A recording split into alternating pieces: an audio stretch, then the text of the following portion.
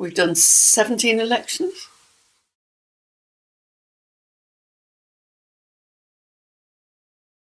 Austin, adding them up the other night, he said, I reckon you've done 17, not including this one, because we're not doing a great deal in this one. Heart's there, but legs don't work. We've been Labour since 1945, and we want to stay that way.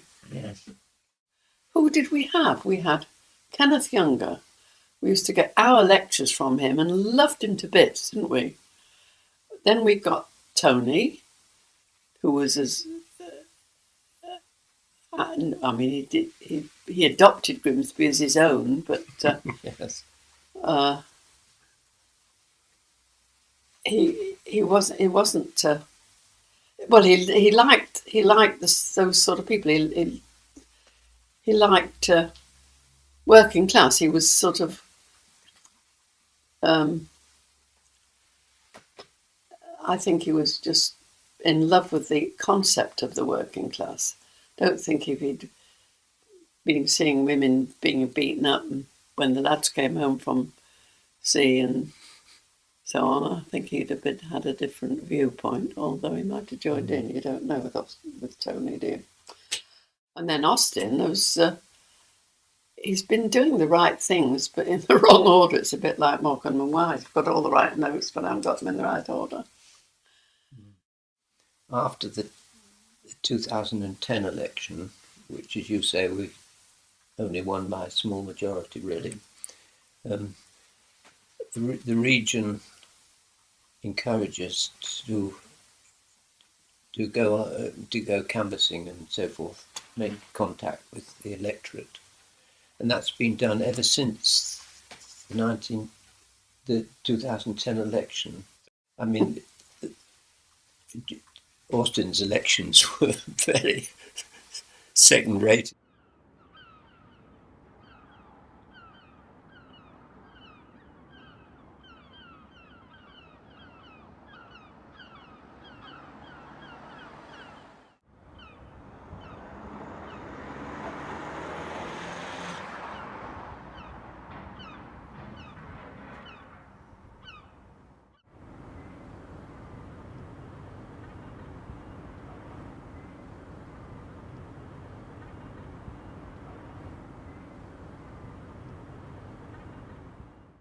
Labour will lose this seat.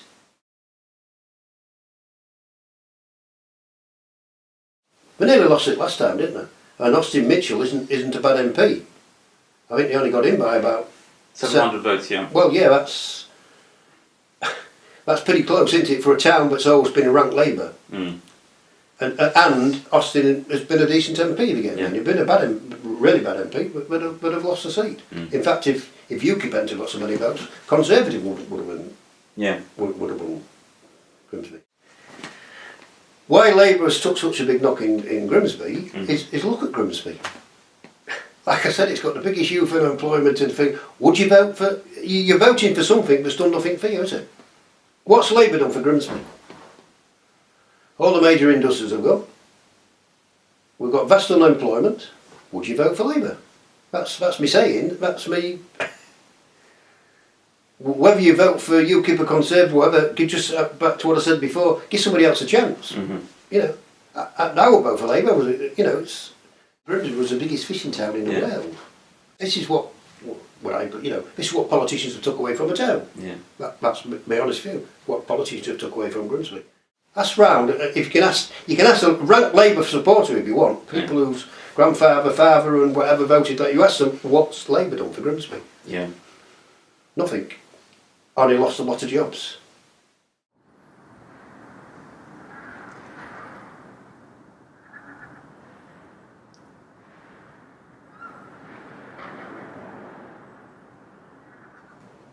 Yeah, most fishermen have had accidents, haven't they? I mean, I've had my ship sunk and...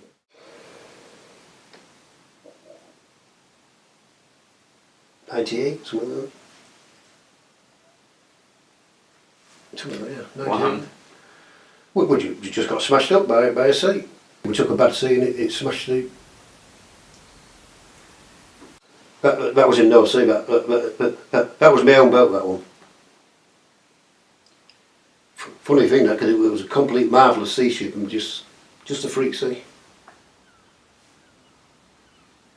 And how were you rescued? Well, there's another fishing boat there, as he took 4 of the crew off. I tried to get the ship in, but it was an impossibility. I was on the boat on my own, I tried to get it in, and then in the end I had to get off work. I've been in a situation where I was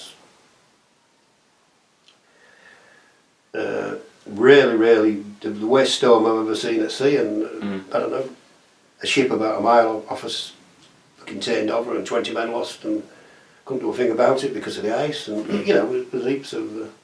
Where was that? that was Iceland. Mm-hmm. But I mean, it was just, you know, that was actually taking shelter, that, and but the conditions was that I've never ever seen or ever in a condition like before, you know. And he just iced up, he had that much ice on him, and you know. And there was half a dozen ships all close to him, he couldn't do a thing, he couldn't even... 20 men lost? Yeah, 20 men. Yeah. No, sorry, 19.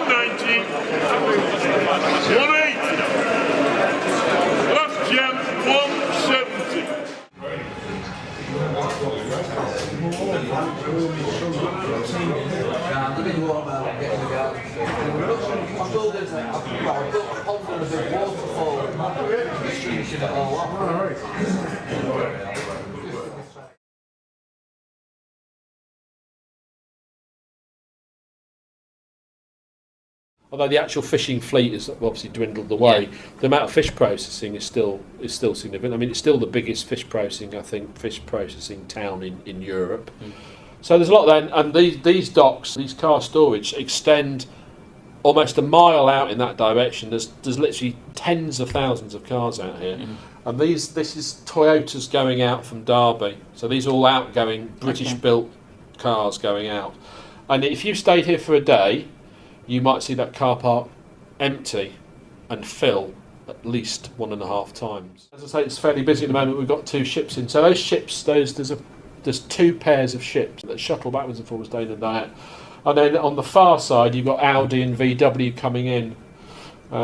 So lots of interesting, massive amounts of activity, huge amounts of tonnage, but very little value. Yeah. For here, value in the cars, but very little value in moving the cars in and out. So lots of casual driving jobs, but no hard big cash.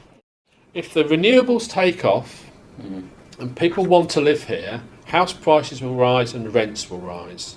And the next thing we know, we've got an affordable housing crisis in Grimsby because there isn't enough. Our best projections is that appears either quite a long way off or will be quite modest in its nature. So my big fear is that if there is to be a surge in economic activity, in this borough, primarily on the back of renewable energy, which you can see how that could happen if things align. My concern is we will see job growth in the borough, but not household growth. In other words, people will come to North East Lincolnshire to work, and they will then commute back somewhere else and spend their money in other settlements. And that's for me, that's the big challenge which the borough faces. The starting challenge is to bring the job. I've no question about that. But you've got to have that whole package, which is the cultural, the nighttime, the social, and the residential, which keeps people. Because otherwise, we'll simply have people in and people out, and the spending power will be in East and West Lindsey, which are the Wolds-based districts to the south of us. Yeah. You can already see that now, where the levels of commuting.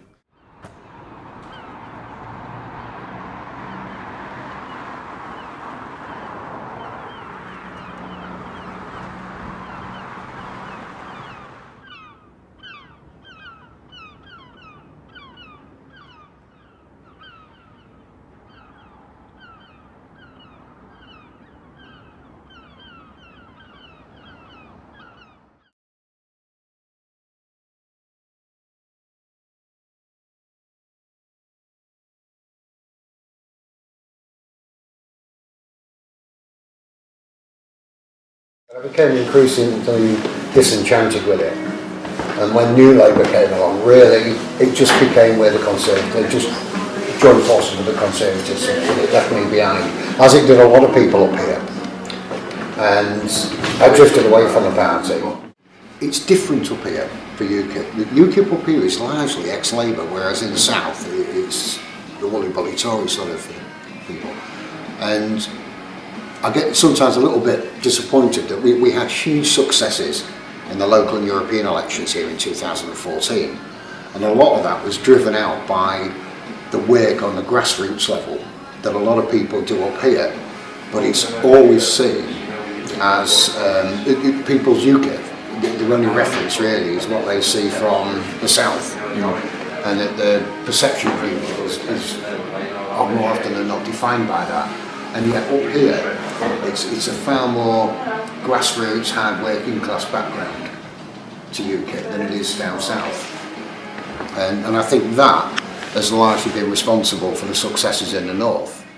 For myself, the Labour Party, as I knew it, doesn't exist anymore. And for us, we were kicked out, we were expelled, we were militant. We've made great strides in the north of England, and it's often been referred to the successes in the Labour heartlands. They're stopping being Labour heartlands now.